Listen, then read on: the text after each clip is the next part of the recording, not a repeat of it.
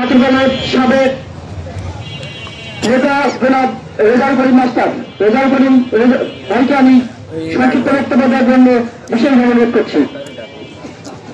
আসসালামু আলাইকুম।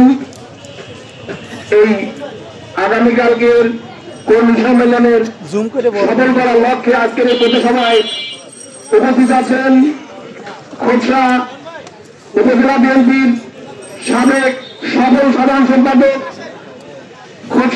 খোকসা সরকারি কলেজের অধ্যক্ষ, গোলাপগঞ্জ ডিগ্রি কলেজের সভাপতি জনাব আনিসুজ্জামান স্বপন ভাই উপস্থিত আছেন।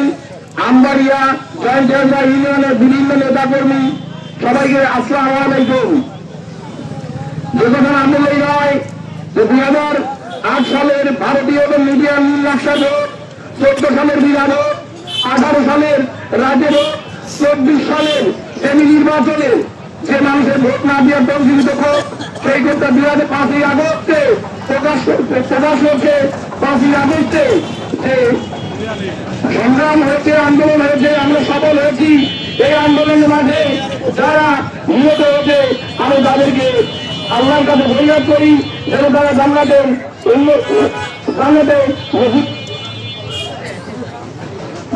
নসিব করেন। আর যারা অসুস্থ হয়েছেন, যারা এখনো বিভিন্ন হসপিটালে আছেন, আল্লাহ যেন তাদেরকে আরোগ্য করেন।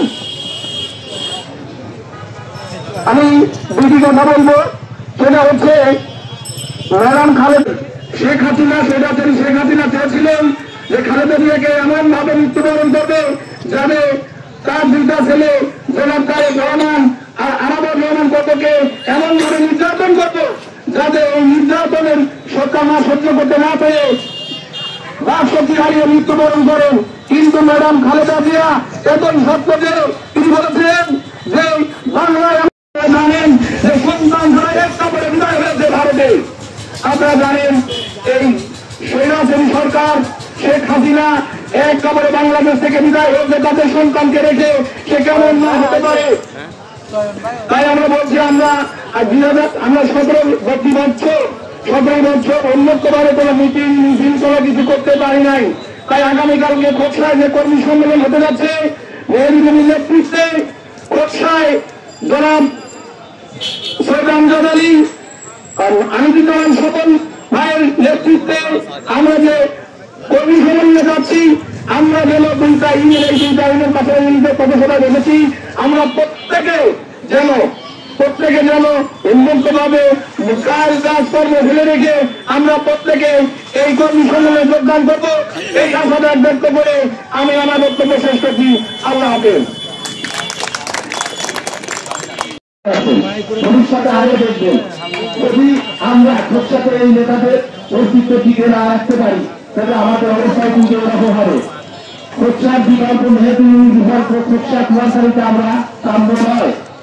খোকসার মানুষ নির্দিষ্ট বুঝতে পারবে, তারা এটা অস্বীকার করার কিছু নেই।